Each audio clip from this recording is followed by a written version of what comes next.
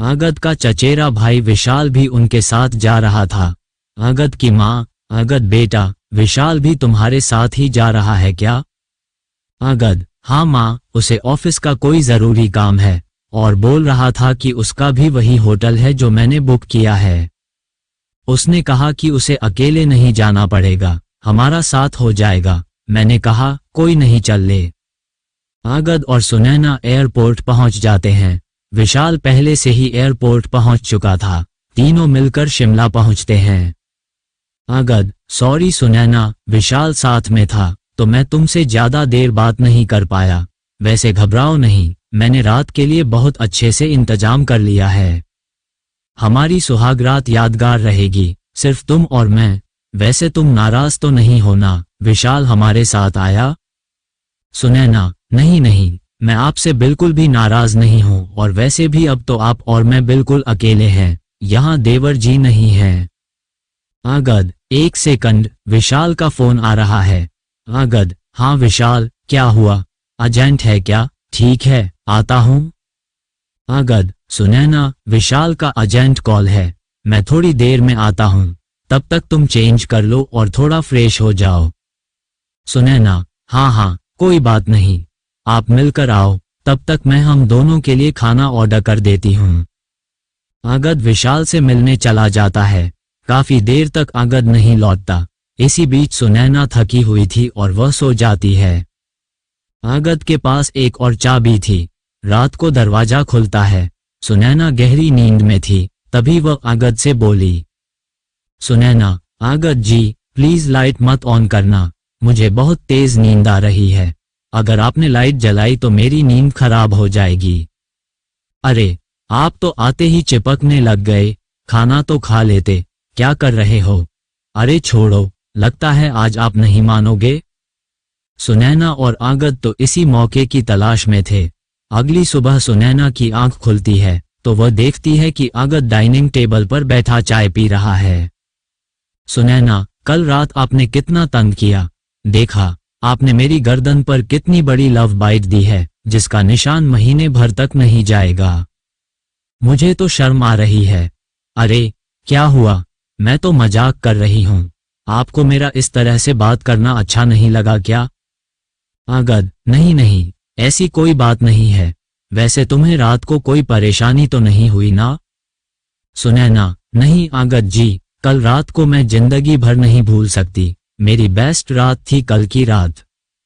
अगद की उदास होने की बड़ी वजह थी उसका चचेरा भाई विशाल। विशाल ने अपने भाई अगद के साथ धोखा किया, वो जानबूझकर उनके साथ आया था। विशाल, वैसे कुछ भी कह लो अगद भैया, कल रात भाभी के साथ बहुत ही बढ़िया सुहागरात रही, मजा आ गया।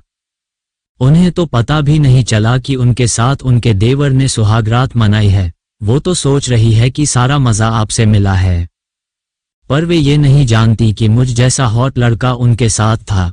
एक बात सुन लो, आज रात भी मैं उनके साथ रहूंगा। अगद, विशाल, तुमने जानबूझकर मेरे ऑफिस की लड़की संजना को पैसे देकर उस दिन मेरे साथ गाड़ी में भेजा था। मैं तुम्हारे बहकावे में आ गया। उसने ड्रिंक नहीं की हुई थी, वो भी तुम्हारे साथ मिली हुई थी। जानबूझकर वो मेरे ऊपर गिरी और तुमने उस हालत में वो फोटो ले ली और अब तुम मुझे ब्लैकमेल कर रहे हो कि मैं उसके साथ था। गलत तो तुम कर रहे हो, तुम मेरी पत्नी के साथ मेरे रिश्ते को खराब कर रहे हो। अरे कुछ तो शर्म करो, तुम मेरे चचेरे भाई हो। सुनैना तुम्हारी भाभी है और तुम उसी के साथ, अगर उसे पता चलेगा तो।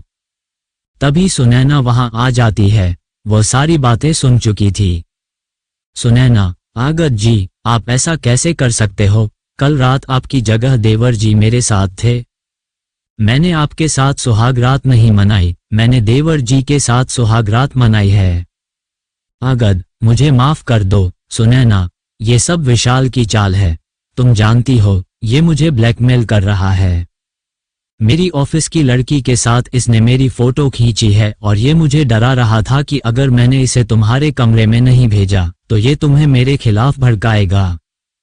मैं डर गया था कि कहीं तुम्हारा और मेरा रिश्ता शुरू होने से पहले ही खत्म ना हो जाए। मुझे माफ कर दो, अब तो तुम्हें सच्चाई पता चल ही गई है। मेरा विश्वास करो, इसने तुम्हारे साथ जो भी किया। सुनैना, बहुत अच्छा किया, मुझे तो बहुत मजा आया। क्यों देवर जी, आपको मजा नहीं आया मेरे साथ सुहागरात मनाकर? ये देखो ना, आप भी कितने शरारती हो, आपने मेरी गर्दन पर ये लव बाइट का निशान छोड़ दिया। विशाल, सॉरी भाभी जी नहीं, सॉरी डार्लिंग। अगद, ये सब क्या है? सुनैना, तुम ऐसी हरकत क्यों कर रही हो? मैं ये सब देखकर हैरान हूं। सुनैना, ज्यादा हैरान होने की जरूरत नहीं है, मैं और विशाल पिछले 5 साल से गर्लफ्रेंड बॉयफ्रेंड हैं। हमने तो ये सब नाटक तुमसे पैसे ऐंठने के लिए किया था। मुझे विशाल ने बताया था कि तुम अच्छी खासी प्रॉपर्टी के मालिक हो, इसलिए मैंने तुमसे झूठी शादी की। मैं तो तुम्हें अपने आप को हाथ भी ना लगाने दूं, मुझे तो मेरा विशाल ही छू सकता है। अब एक काम करो, ज्यादा समय मत लगाओ। अगर तुमने हमें कल दोपहर तक 5 लाख रुपए नहीं दिए तो मैं तुम पर इल्जाम लगा दूंगी कि तुमने मेरा इस्तेमाल किया है और मुझे मेरे प्यारे देवर जी के साथ सुहागरात मनाने के लिए जबरदस्ती मजबूर किया है। फिर तुम्हें जेल जाने से कोई नहीं बचा सकता। अब हम जैसा कहेंगे तुम्हें वैसा ही करना होगा। जब हमें पैसे की जरूरत होगी तुम्हें हमें पैसे देने होंगे। चलो विशाल, मेरा ना बहुत मन कर रहा है, कमरे में चलते हैं। विशाल, लगता है कल रात का ज्यादा ही मजा आया है। चलो डार्लिंग, मैं कहाँ मना कर रहा हूँ। अगद सुनैना और विशाल की चाल में बुरी तरह फंस चुका था।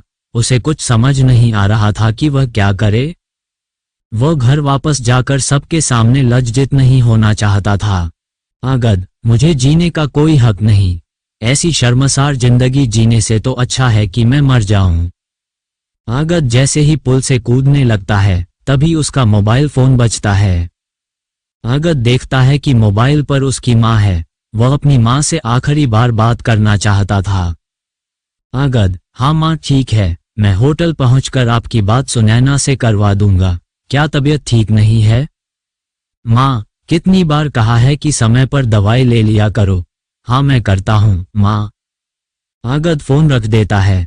उसकी आंखों में आंसू थे। वह अपनी माँ की आवाज सुनकर दुखी हो जाता है। अगद, मैं क्या करूं? माँ मेरे बिना अकेली हो जाओगी, मैं ये कदम नहीं उठा सकता। मुझे कुछ समझ में नहीं आ रहा है।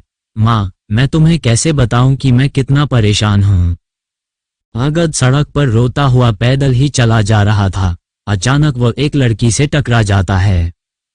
लड़की, अगद तू और यहाँ शिमला में? अगद, सौम्या तू? सौम्या, हाँ मैंने तुम्हें बताया था ना, मैं वकील बन गई हूँ, मैं यहाँ प्रैक्टिस के लिए आई हुई हूँ।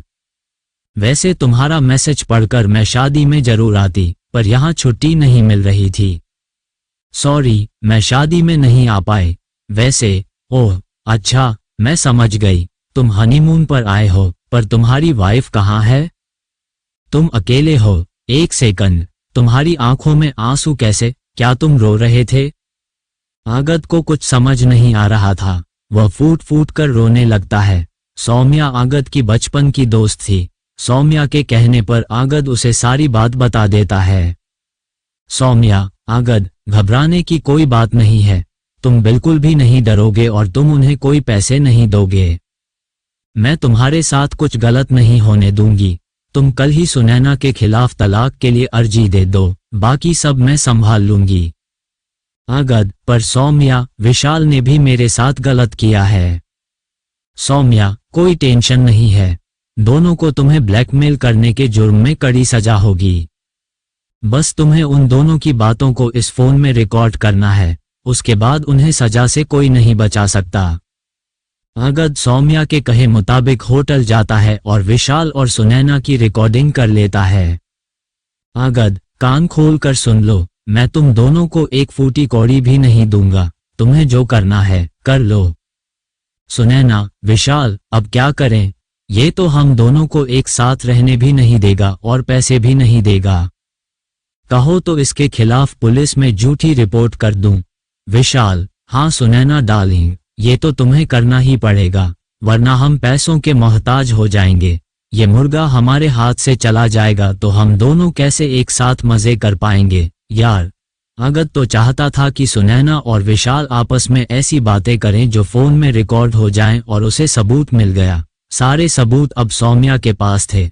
उसने पुलिस को भेजकर होटल के कमरे से विशाल और सुनैना को पकड़वा दिया। सुनैना और विशाल को उनके किए की सजा मिल गई।